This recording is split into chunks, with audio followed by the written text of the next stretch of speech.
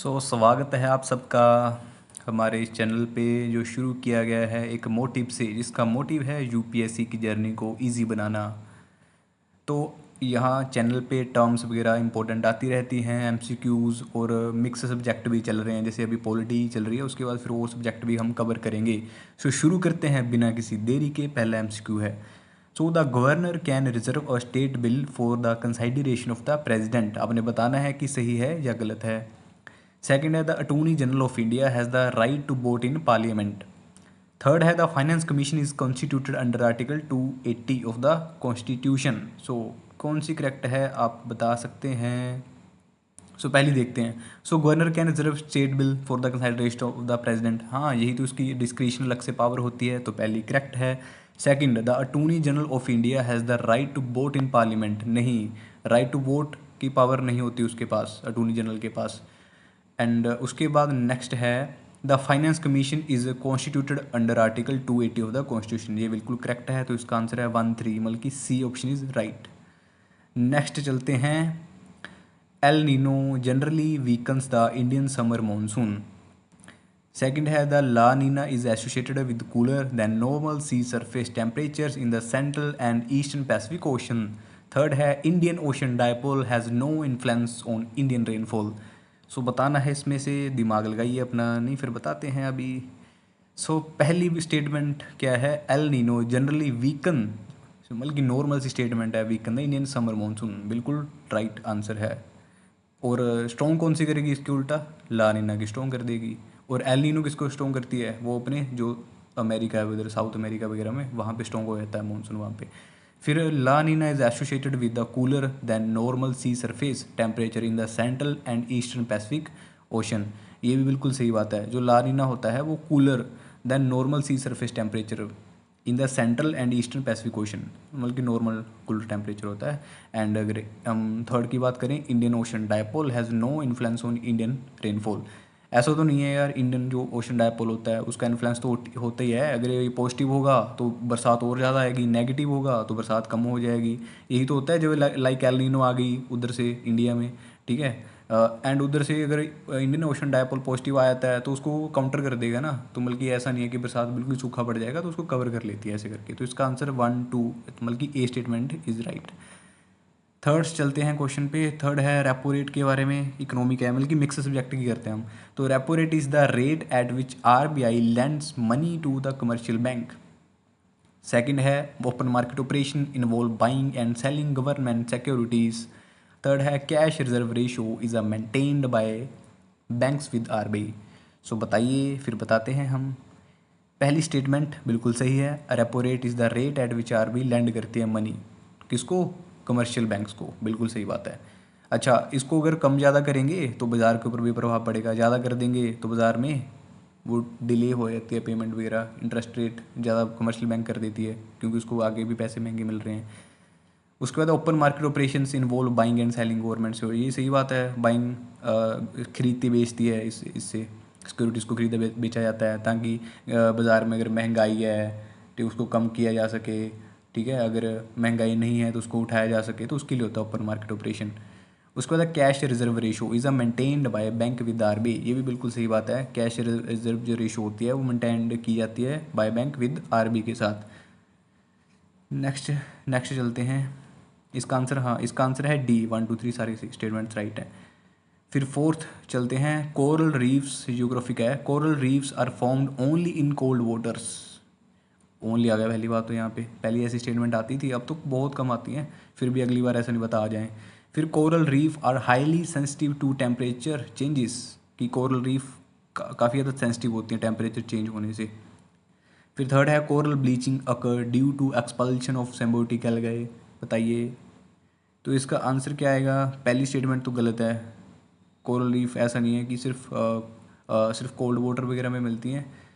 मिलती तो है, लेकिन वो ज़्यादा जो स्टेबल वाटर होता है ना, लाइक वार्म वाटर, वहाँ पे ज़्यादा मिलती है मोस्ट ऑफ। लेकिन ऐसा भी नहीं है कि बहुत ज़्यादा टेम्परेचर हो गया 27 डिग्री 28 डिग्री, उसके ऊपर उसकी ब्लीचिंग होना शुरू हो जाती है। फिर सेकंड स्टेटमेंट क्या है, पहली गलत होगी। सेकंड है कि कोरल रीफ हाईली सेंसिटिव होती है टेम्परेचर चेंज से। हाँ, ऑब्वियसली टेम्परेचर ज़्यादा हो जाए 30 डिग्री 40 डिग्री, इसलिए तो अभी उसकी ब्लीचिंग हो रही है ना कोरल रीफ्स की। आगे चलते हैं। Coral bleaching occur due to the expulsion of symbiotic algae, ये भी बिल्कुल सही बात है। सिम्बायोटिक रिलेशन होता है एल्गाई के साथ उसका, वो हट जाती है तो वो वाइट होने लग जाते हैं। तो इसकी राइट आंसर इसका बन गया ए 2 और 3। नेक्स्ट चलते हैं फिफ्थ क्वेश्चन, हिस्ट्री का है, एंशिएंट हिस्ट्री का। So the Rigveda is the oldest Veda. Second है Upanishad are primarily philosophical text. Third है बुद्धिज्म ओरिजिनेट बिफोर जैनिज्म। तो इसका जो राइट आंसर बनेगा, पहली स्टेटमेंट बिल्कुल राइट है, ओल्डेस्ट वेद है ऋग्वेद, क्योंकि उसके बाद फिर और आए, जैसे सामवेद आ गया, अपना यजुर्वेद आ गया, ऐसे करके अथर्ववेद वगैरह। फिर सेकंड स्टेटमेंट है Upanishad are primarily philosophical text, कि उसमें प्राइमरली फिलोसफिकल टेक्स्ट है, प्राइमरली बोला है, हाँ ऑब्वियसली फिलोसफिकल टेक्स्ट है उसमें उपनिषद में।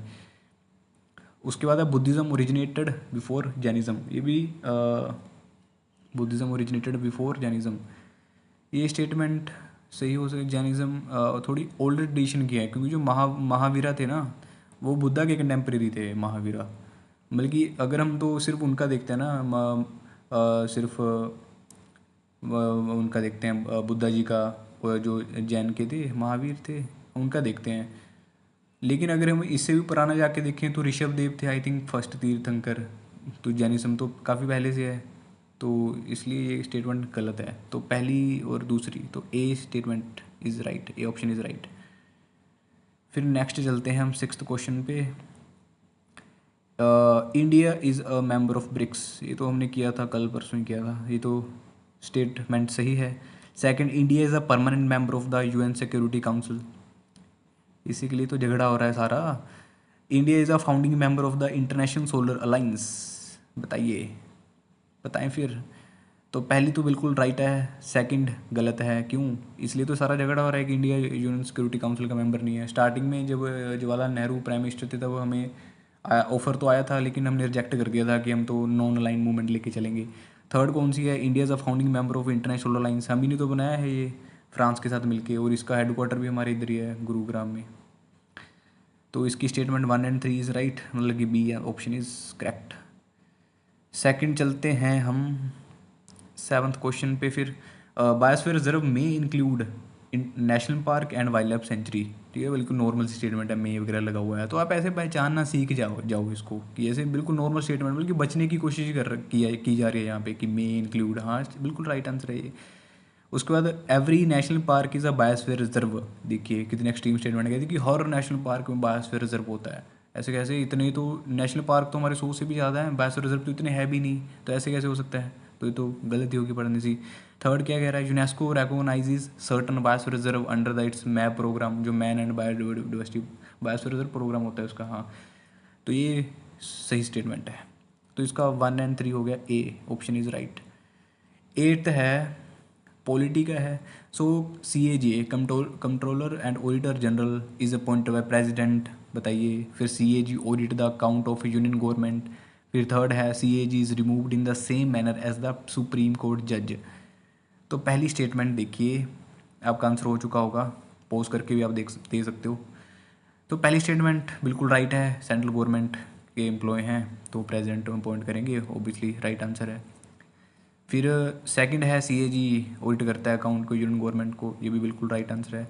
थर्ड क्या है? CAG is removed in the same manner of the supreme court, जैसे जज को हटाया जाता है वैसे, ये भी बिल्कुल राइट है। तो सारी स्टेटमेंट राइट, बल्कि डी आंसर इज करेक्ट।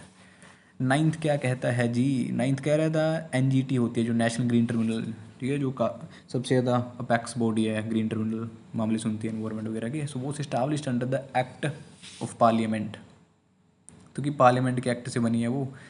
सो आगे चलते हैं। NGT is bound by the procedure laid down under the code of civil procedure 1908।